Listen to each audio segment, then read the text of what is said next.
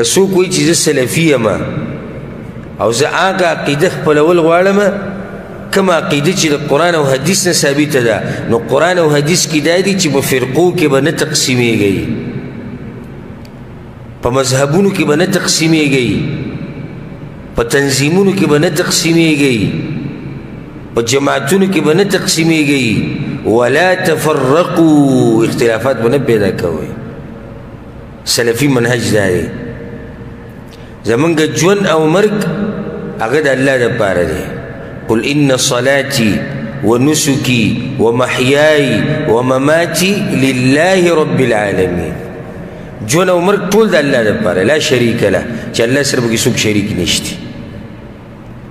او چې کله ته یو جماعت ته ورننوتې، یو مذهب ته ورننوتې، یو فرقې ته ورننوتې، یو تنظیم ته ورننوتې، نو بیا به ته د هغه تنظیم دپاره، د هغه پارټۍ دپاره دوستیم کې او د هغې دپاره به دشمنیم کې.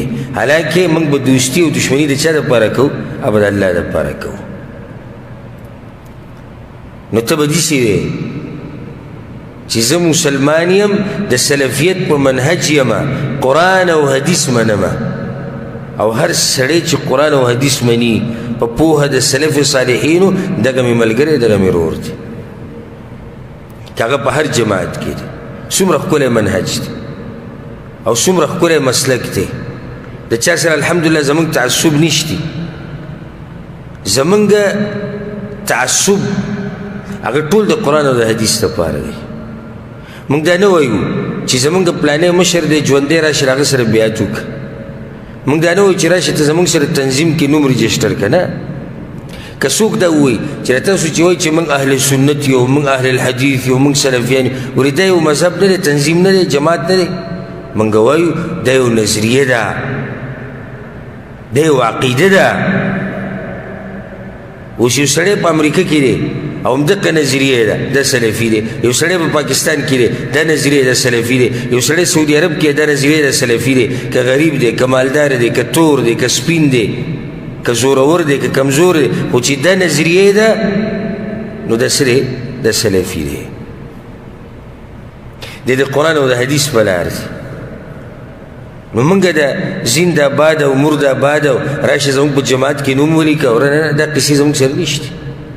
تاسو نظر وچورلوئ او ویې ګورئ چې کوم خلک چې په دې تنظیمونو کې دي او یا په مذهبونو کې تقسیم شوي دي او یا په فرقو کې تقسیم شوي دي، نو د هغوی ټوله دوستي او دشمني د خپل مذهب دپاره، د خپلې فرقې دپاره، که هغه فقهي مذاهب دي او که هغه نور مذاهب دي او که هغه هر تنظیم دی. زه څوک ټارګېټ کوم نه، خاص زه عامه خبره کوم چې ځان به د تنظیم پرستۍ نه، جماعت پرستۍ نه، مذهب پرستۍ نه، د دې هر څه نه به ځان لرې ساتي. تا ته امام ابوبکر وایي تمسک بحبل الله،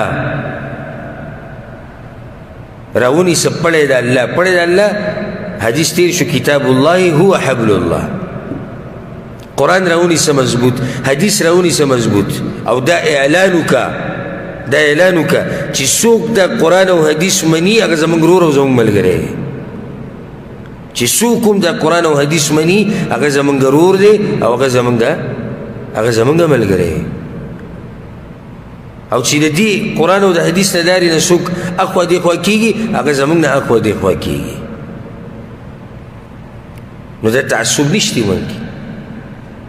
اوس که دې فقهي مذاهبو ته وګوري، احنافو ته وګوره، بې شوافیو ته وګوره، حنابله او دغه شان مالکیان، ټول تعصب د خپل مذهب دپاره دی.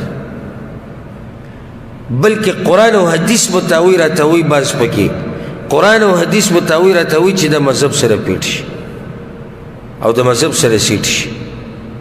نو دا هغه نقصان دی ګوره د مذهب پرستۍ.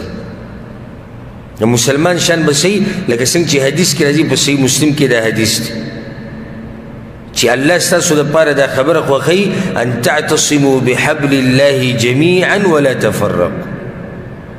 څنګه چې قرآن کې الله ویلي، دغه شانې د حدیث کې پیغمبر صلی الله علیه وسلم ویلي چې الله ستاسو لپاره دا خبره خوښوي.